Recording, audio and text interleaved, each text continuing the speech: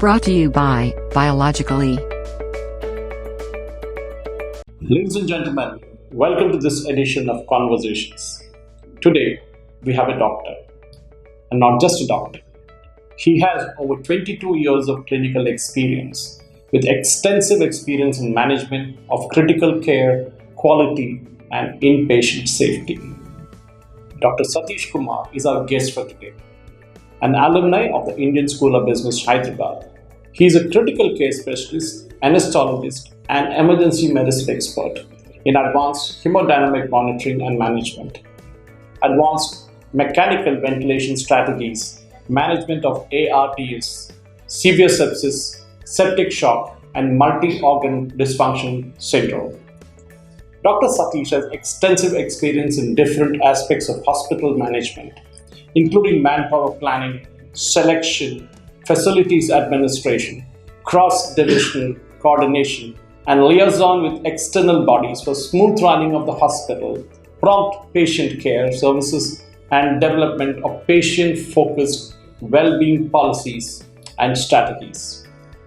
Today, Dr. Satheesh is going to speak on the subject of deep vein thrombosis, with the World Thrombosis Day scheduled on the 13th of October, with the theme Eye on Thrombosis. We have Dr. Satheesh taking a set of questions from us and telling our viewers about his knowledge, his specialization, and his advice on how to treat the deep vein thrombosis. Let's start. Hello, Namaste all.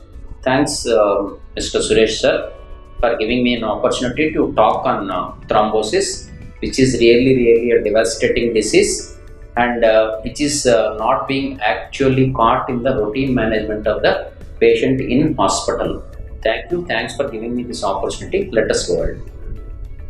Dr. Satheesh, as a critical care specialist, how often do you get patients with deep vein thrombosis? I mean, what is the periodicity to which you get these kind of patients coming in? Thrombosis is that there is a clot inside the blood vessel. So now specifically the terminology told it is deep vein thrombosis. The thrombosis happening in the deep venous system of the body. Say it is in the popliteal system, say it in the iliac vessels, say it in the major vessels. So that's why we consider this as a deep vein thrombosis. But normally it should be clarified that any vein that is visible from the skin is a superficial venous system which does not have an active role in this thrombosis. It may have a thrombosis, but it does not lead to the devastating issues. Deep vein thrombosis, there is a clot inside the major venous system. At any point of time, it will get dislodged and it will go into the venous system. It slowly propagate and go into the right heart, and it might stuck up in the pulmonary artery, leading to the major pulmonary thromboembolism, which is one of the emergency life-threatening situations. Unless we tackle this, there is every possibility there is high mortality and patient likely to die because of this disease. So this is very important disease to be considered as a medical emergency. Often we miss the diagnosis. Dr. Satheesh, that actually gave us a good opening into the entire scenario. Now the DVT, as we call it, deep vein thrombosis, how does it really happen? Because you did speak a bit about it as a start into entire thing, but in terms of receiving the number of patients who turn up, as you rightly said, it is a life-threatening disease. But how often do you get it, and what exactly is this? I mean, in layman's language, what would you say it is?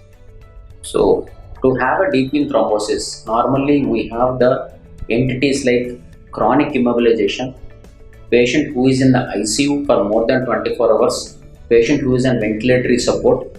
These are all the prerequisite conditions to have a deep vein thrombosis, where there is a definitely sluggish circulation happens. Circulation is not active in the venous system.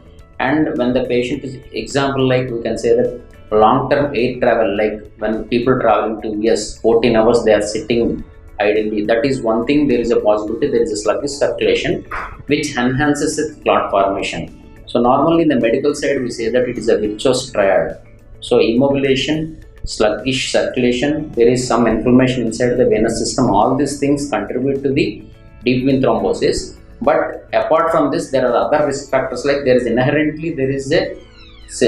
disorder in the blood systems, like there is a possibility of some hereditary disorders, factor 5 laden deficiency, protein C, proteinase deficiency. So all these things might lead to inherently having a prothrombotic state.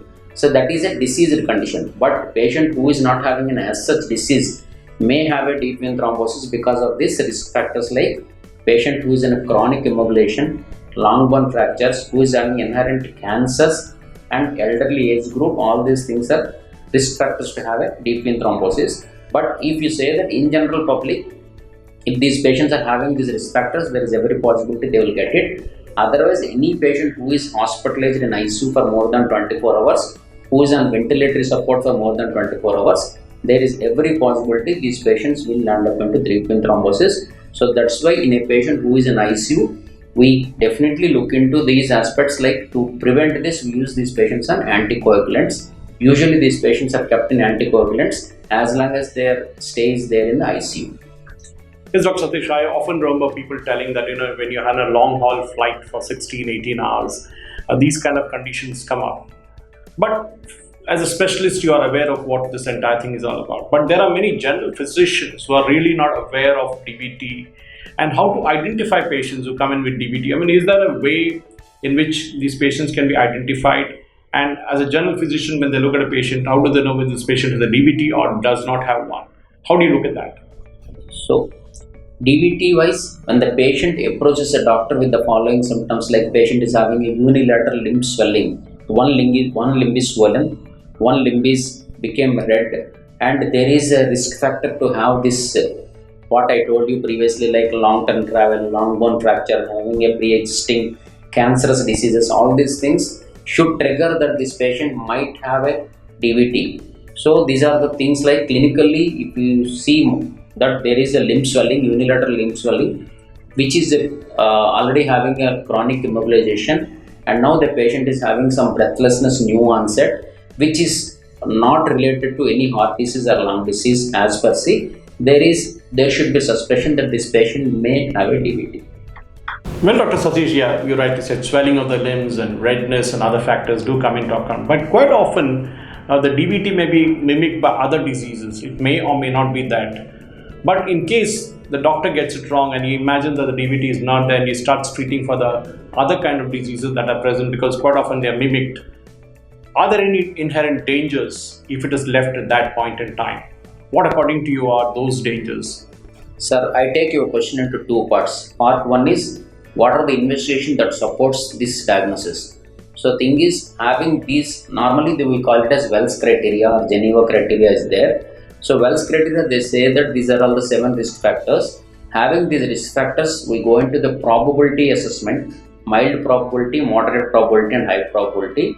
So having these risk factors, then we subject this patient for a D-dimer, is one of the blood investigation. If the D-dimer is high, there is a strong suspicion of the DVT. It has a very good negative predictive value. If the D-dimer is negative, we can rule out a DVT. If D-dimer is positive, these patients should go for a higher investigation scan. The gold standard investigation is CT pulmonary angiogram is the gold standard for this. If the patient CT pulmonary angiogram showing some clot inside the pulmonary arteries, yes, it is a pulmonary embolism. And one more thing is the investigation of choice is we have to go for a lower extremities venous Doppler ultrasound and compression ultrasound. If it shows a clot inside the major blood vessel, major venous system of the limbs, then we can say that this patient is having a DVT. This is the suspicion followed by an investigation probability assessment. Coming to the next part of the question. So how best we can organize? Yes, definitely it is a very, very dangerous situation. If the patient is having a deep vein thrombosis, there is every possibility that clot will dislodge and go and stuck up into the major pulmonary arterial system and leading to sudden breathlessness and death. So most of the hospitals may not have a chance of going for a CT pulmonary angiogram. At least we need to go with certain basic investigation like blood gases. Most of the times blood gases are normal in this DVT, and normal blood gas does not rule out a DVT or pulmonary embolism, though patient is hypoxemic. The second level of investigation is ECG. ECG may show there is a specific pattern called as S1Q3T3 pattern, but all pulmonary embolism patients may not have this investigation also. So it is also not a conclusive investigation. Then the easiest thing can be done at the bedside is doing a 2D echogram.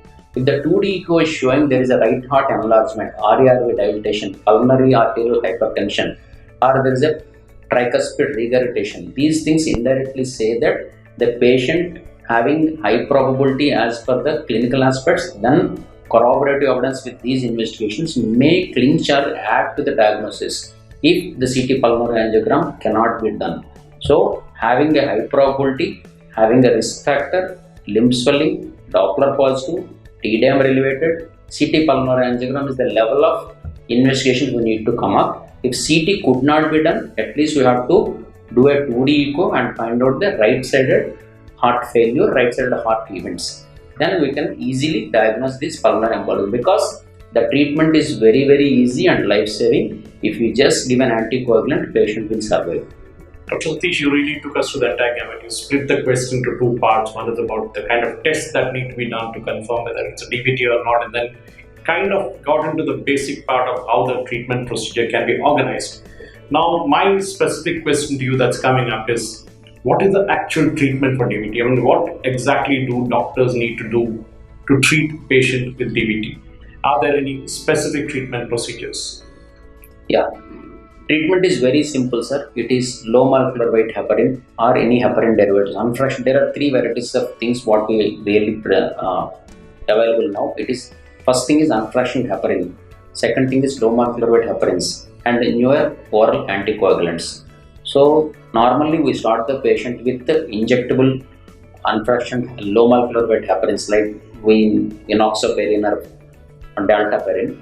So once it is stabilized with that, then we will slowly switch over to oral anticoagulants like coumarin derivatives or vitamin K antagonists like acetron or second thing is we can also go with this injectables at home also. But the patient should receive this treatment for at least 3 months in an unprovoked DVT, and the patient is having a risk factor like a cancer or something really creating a thrombus inside the body, prothrombotic situations, it has to be used for lifelong.